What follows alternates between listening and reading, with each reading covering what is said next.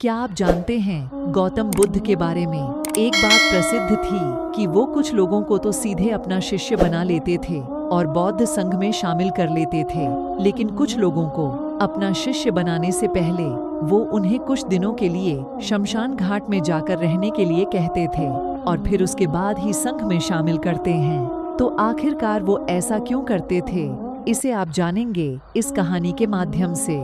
एक दिन महात्मा बुद्ध से दूर हिमालय से एक व्यक्ति मिलने आता है और वह बुद्ध से कहता है, मैं आपके संघ में शामिल होना चाहता हूँ, कृपया करके आप मुझे दीक्षा दीजिए और अपने संघ में शामिल होने दीजिए। ये बातें सुनने के बाद गौतम बुद्ध उसे व्यक्ति की आंखों में देखते हैं और मैं तुम्हें संघ में शामिल नहीं कर सकता। अगर तुम्हें संघ में शामिल होना है तो उससे पहले तुम्हें एक पूरा दिन और रात श्मशान में गुजारनी पड़ेगी। यह सुनते ही वह व्यक्ति डर जाता है और कहता है, बुद्ध, यह कैसी शर्त है? दिन में तो ठीक है, लेकिन मैं रात को श्मशान में नहीं रुक सकता।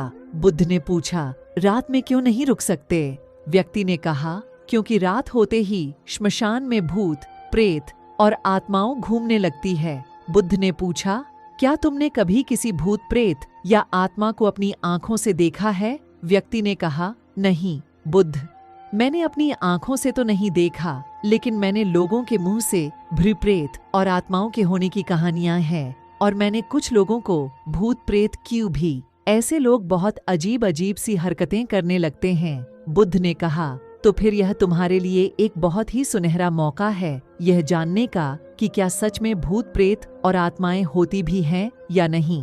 व्यक्ति ने कुछ देर तक सोचा, फिर कहा, ठीक है बुद्ध, अगर आपकी यही शर्त है तो एक पूरे दिन और एक पूरी रात के लिए मैं श्मशान में रुक जाऊंगा। इसके बाद वह व्यक्ति लेकर अपने घर वापस चला जाता है। सुबह होते ही व्यक्ति फिर बुद्ध के पास आता है और शमशान जाने की आज्ञा मांगता है। बुद्ध ने कहा, ठीक है, तुम श्मशान जा सकते हो, लेकिन एक बात का ध्यान रखना, पूरे दिन और रात में तुम जो कुछ भी वहां देखोगी या जो भी घटना तुम्हारे साथ वहां घटेगी, वो सब कुछ तुम मुझे आकर बताओगे। उसका हाँ ठीक है, मैं आपको बता दूंगा। इसने क्यों?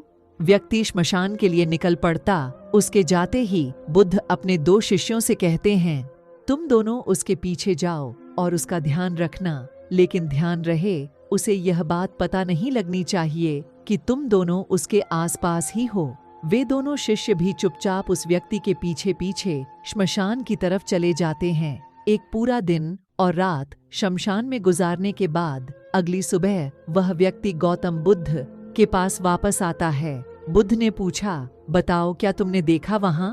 व्यक्ति ने कहा, बुद्ध, मेरे श्मशान में पहुंचने के कुछ देर बाद मैंने देखा कि वहां एक अर्थी आई। उसके पीछे एक बड़ी भीड़ थी। वह अर्थी एक बूढ़े व्यक्ति की थी। उस बूढ़े व्यक्ति के चारों बेटों ने अर्थी को कंधा दे रखा था। चारों बहुत दुखी दिखाई पड़ रहे थे। वही अर्थी के पीछे चलने वाले कुछ लोग बातें कर रहे थे कि अच्छा इंसान था बेचारा, लेकिन अब नहीं रहा। वहीं कुछ लोग यह भी कह रहे थे कि अच्छा हुआ इसके साथ, बेचारा बूढ़ा बिना किसी और पीड़ा के इस दुनिया से चला गया तरह। और भी लोग उसके बारे में तरह तरह की क्यों आर भा लाग उस अखबार म तरह तरह का बातें कर रहे थे। फिर उस बूढ़े को चिता पर लिटाया गया और उसके बड़े बेटे ने उस चिता को अग्नि दी। फिर सभी लोग वहीं पास के ही तालाब से नहाकर वहां से चले गए। उसके बाद मैं काफी देर तक वहीं बैठा हुआ उस जलती हुई चिता को देखता रहा। फिर जब दोपहर हुई तो वहां एक और अर्थी आई जो कि एक जवान औरत की थी। उस औरत का पति उस अर्थी के आगे चल रहा था। वह बहुत दुखी था। उसकी आंखों से आंसू बह रहे थे। अर्थी के पीछे चलने वाले कुछ लोग कह रहे थे कि बहुत गलत हुआ, इस लड़के के साथ इतनी सी उम्र में ही इसकी पत्नी ने इसका साथ छोड़ दिया। अभी तो बेचारे की पूरी जिंदगी पड़ी है। 2 छोटे बच्चे हैं, वह अकेले कैसे उनकी परवरिश करेगा? भगवान ने बहुत गलत किया। इसके अलावा वहाँ कुछ महान ज्ञानी व्यक्ति भी थे जो उस मृत्यु स्त्री के पति को समझा रहे थे कि रो मत, क्योंकि आज नहीं तो कल उसे यह आना ही था। क्यों किसी को पहले ही तो किसी को बाद में, लेकिन एक दिन सबको यहाँ आना है। कोई मृत्यु से बच नहीं सकता, सब कुछ यहीं रह जाता है। इसलिए हमें क्रोध, चिंता, लालच और बुरे कर्मों से बचना चाहिए। और इसी तरह की और भी ज्ञान की बातें वो सभी ज्ञानी व्यक्ति आपस में करते रहे थे। फिर उस स्त्री के पति ने उसकी चिता को अग्नि दी और जोर जोर से रोने लगा। उसे रोता देख कुछ लोग उसे सांत्वना देने आ गए। फिर उन सभी लोगों ने भी पास के ही तालाब से स्नान किया और वहां से चले गए। मैं इस बार भी बैठा हुआ उस स्त्री की चिता को जलते देखता रहा। जब शाम होने को थी तो वहां 2 अर्थियां और आई एक अर्थी महंगे फूल मालाओं से सुसज्जित। उसके पीछे जो लोग थे वो बड़े खानदान से लग रहे थे और उसके पीछे लंबी भीड़ भी थी। देखने से ही लग रहा था कि यह किसी अमीर व्यय की अर्थी है। दूसरी अर्थी बहुत ही साधारण और उसके पीछे बहुत ही कम लोग। क्यों, जरूर ही किसी बहुत गरीब व्यक्ति की अर्थी रही, किसी बहुत गरीब व्यक्ति की अर्थी रही होगी। अमीर व्यक्ति की चिता को चंदन की लकड़ी से तैयार किया गया था, जबकि गरीब व्यक्ति की चिता को साधारण लकड़ी से। अमीर व्यक्ति की चिता को पहले अग्नि दी गई, फिर गरीब व्यक्ति की चिता को। बुद्ध ने पूछा, क्या तुम्हें उनकी चिताओं में कोई अंतर दिखा? व्यक्ति ने कहा, नहीं, मुझे तो कोई अंतर नहीं दिखा। दोनों के शरीर एक समान ही जले और अंत में राख हो गए। बुद्ध ने पूछा, फिर क्या हुआ? व्यक्ति ने कहा, उसके बाद रात हो गई और वहाँ कोई नहीं आया। बुद्ध ने फिर पूछा, क्या तुम्हें वहाँ रात में भूत प्रेत और आत्माएं दिखी? व्यक्ति ने कहा, नहीं, मुझे वहाँ कुछ भी नहीं दिखा, लेकिन मैं वहाँ पूरी रात खुद से ही डरता रहा, कभी हवा की सरसराहट से तो कभी जानवरों की आवाज से, और फिर सुबह हो गई और मैं आपके पास आ गया।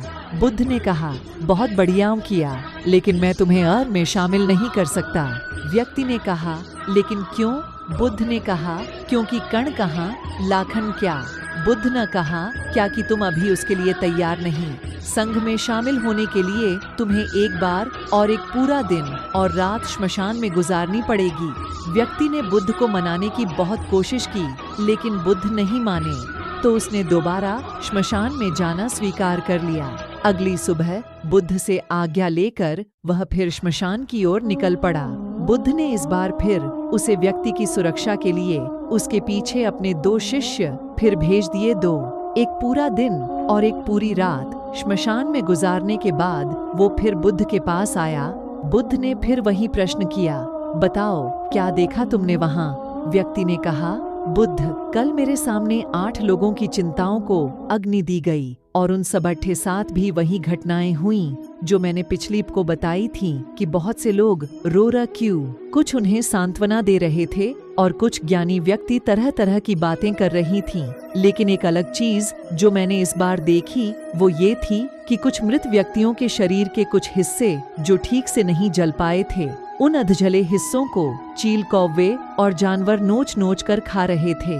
कुत्ते कुछ हड्डियों को अपने साथ उठा ले गए। यह सब देखकर मुझे एक चीज का एहसास हुआ कि जिस शरीर को हम इतना महत्व देते हैं उसका अंत भी एक दिन इसी प्रकार होना है। व्यक्ति ने कहा, बुद्ध, अब तो मैं बौद्ध संघ में शामिल हो सकता हूँ। बुद्ध ने कहा, नहीं, मैं अब भी तुम्हें संघ में शामिल नहीं कर सकता। व्यक्ति ने कहा, लेकिन बुद्ध, मैं तो आपके कहीं गई बात के अनुसार 2 बार शमशान में रहकर आ चुका हूँ। अब तो आपको मुझे संघ में शामिल करना ही पड़ेगा। बुद्ध ने कहा, जिस महत्वपूर्ण चीज को देखने लिए मैंने तुम्हें श्मशान भेजा था तुम अब नहीं देख पाए हो, इसलिए मैं शामिल नहीं कर सकता। और तुम जब तक क्यों श्मशान में वो नहीं देख लेते जिसके लिए मैंने तुम्हें वहां भेजा था, तब तक तुम संघ में शामिल नहीं हो सकते। यह सुनते हुए व्यक्ति फिर से आज्ञा लेकर अगली सुबह श्मशान की तरफ निकल पड़ता है। वह एक पूरा दिन और रात श्मशान में गुजारता है, लेकिन इस बार उसके अंदर अलग ही चमक आ चुकी थी। उसने वह घटना देख ली थी जो बुद्ध उसे दिखाना चाहते थे। अगली सुबह होते ही उसे बुद्ध के पास पहुंचने की जल्दी नहीं थी। वो अंदर से एकदम शांत और स्थिर हो गया था। उसके चेहरे पर गंभीरता आ गई थी। वह धीरे धीरे चलता हुआ गौतम बुद्ध के पास पहुंचा और उन्हें प्रणाम कर बिना कुछ बोले शांति से बैठ गया। बुद्ध ने फिर वही प्रश्न किया, क्या देखा तुमने वहाँ? व्यक्ति ने कहा, मैंने देखा कि 4 लोग मुझे अर्थी में लिटाकर शमशान की तरफ ला रहे हैं। लोग मेरी अर्थी के ऊपर फूल मान फेंक रहे हैं। एक बहुत बड़ी भीड़ मेरी अब अपने पीछे चल रही है। मेरे पिता जो कि क्यों मौत से बहुत दुखी हैं, वो रोते हुए मेरी अर्थी के से बहुत दुखी हैं। वो रोते हुए मेरी अर्थी के साथ चल रहे हैं। मेरा छोटा भाई भी मेरी मौत से बहुत दुखी है और रो रहा है। कुछ लोग मेरे भाई और पिता को समझा रहे हैं और उन्हें सांत्वना दे रही है। भीड़ में चल रहे हैं। कुछ लोग भी मेरी मौत से दुखी हैं और कुछ दुखी होने का दिखावा कर रहे हैं। भीड़ में से कुछ लोग बातें कर रहे हैं कि अच्छा इंसान था, अभी उम्र ही क्या थी बच्चे की, लेकिन भगवान ने इसे इतनी जल्दी बुला लिया। और भी लोग मेरे बारे में तरह तरह की बातें कर रहे हैं। फिर मेरी अर्थी को श्मशान की जमीन में रख दिया गया और कुछ दुखी होने का दिखावा कर रहे हैं।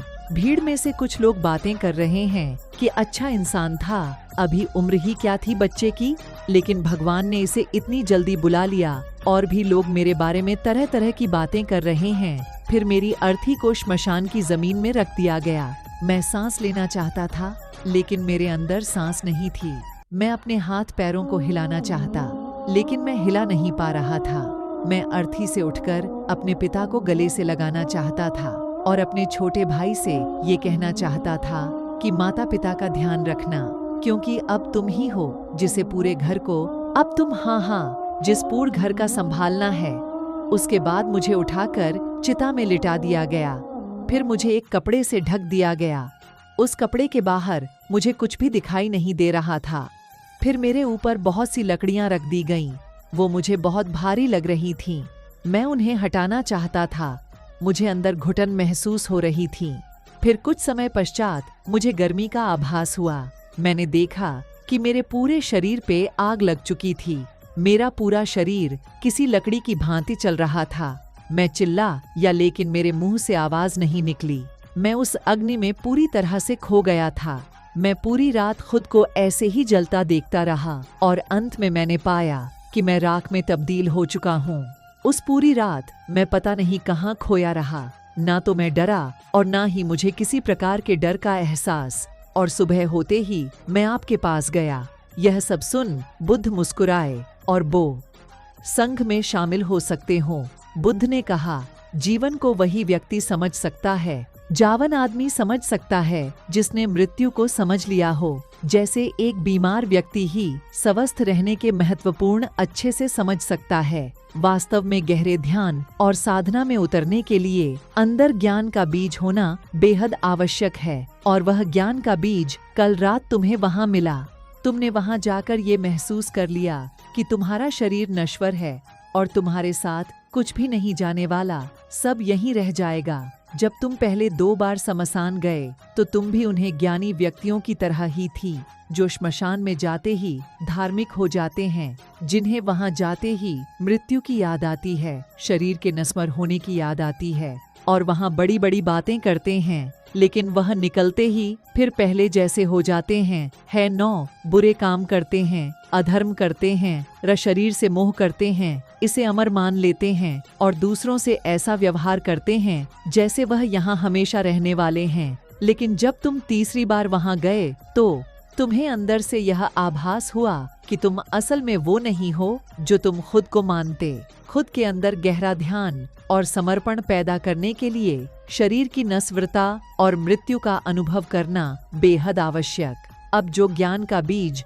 तुमने कल रात वहाँ पाया है, उसे अपने ध्यान में परिवर्तित करना है और उसे इतना बड़ा करना है, जो व्यक्ति तुम्हारे पास आए उसकी समस्या को तुम आसानी से दूर कर सको।